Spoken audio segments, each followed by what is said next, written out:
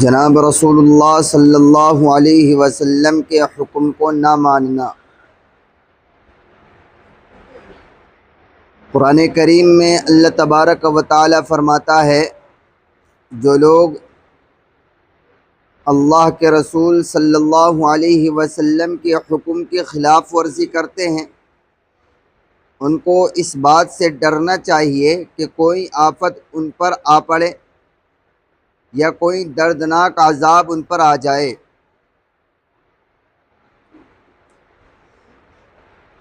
چاہے تو اللہ کے نبی صلی اللہ علیہ وسلم ہو یا دنیا کا کوئی بھی آدمی ہو، کسی کی بھی بات کو نہ ماننے کے دو طریقے ہوا کرتے ہیں۔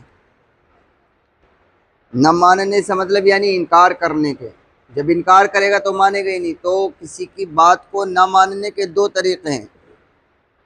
پہلا طریقہ تو یہ ہے کہ بالکل جھٹ سے صاف منع کر دیا جائے کہ ہم آپ کی اس بات سے سہمت نہیں، آپ کی بات مانتے ہی نہیں، بالکل مسئلہ ہی ختم۔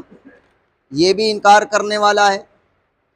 اور دوسرا طریقہ یہ ہے کہ انکار نہ کیا جائے، بس سنو، ادھر سے سنو ادھر سے نکال دو، خاموش رہو، عمل نہ کیا جائے، یہ بھی انکار کرنا ہے۔ اب میرے خیال سے یہ بات سمجھ میں آ گئی ہوگی کہ ہم کون سے درجے میں آ رہے ہیں اس وقت۔ تو ہم نے یعنی علماء کرام نے یا آج کی عوام نے، جو لوگ اللہ کے نبی صلی اللہ علیہ وسلم کی بات کا صاف انکار کر رہے ہیں کہ ہم مانتے ہی نہیں، انہیں ہم کہتے ہیں کافر، کہ یہ تو مسلمان نہیں ہے۔ اب ہم ہی اپنے ضمیر سے پوچھیں کہ جو لوگ یہ کہہ رہے ہیں کہ ہاں ہم مانتے ہیں، ادھر سے سنیں لیکن ادھر سے نکال رہے ہیں، لیکن زندگی میں کچھ نہیں، وہ کیا ہے پھر؟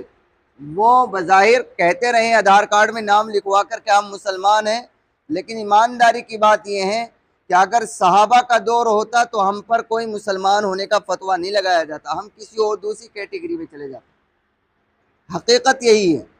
بعض علماء نے لکھا ہے کتابوں کے اندر کہ اگر اس زمانے میں صحابہ مزاج کوئی شخص ہوتا تو وہ ہمیں منافق نہیں، ڈائریکٹ کافر لکھ دیتا، جو ہمارے اپنے اعمال ہیں اس وقت۔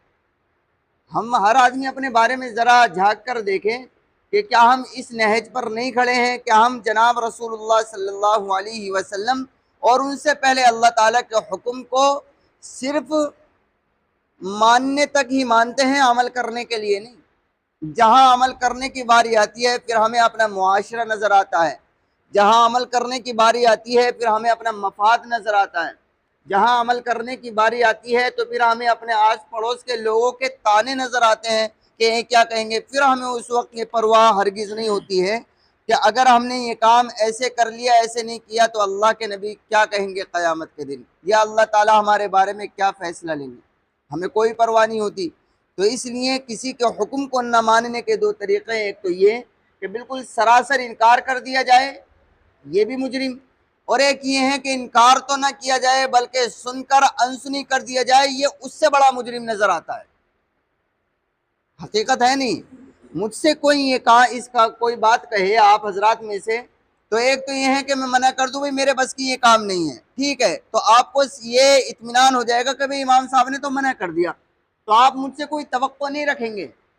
ایک یہ ہے کہ آپ مجھ سے ذمہ داران کسی کام کو کہیں کہ امام صاحب آپ کو یہ کام کرنا ہے، اور میں بس سن کر نہ تو ہاں کہوں نہ کہوں، بس سن کر جو ہے نیچے کو نگاہ کر لوں، تو میں ڈبل مجرم، اور مجھ پر غصہ آنا واجبی ہے ذمہ داران کا۔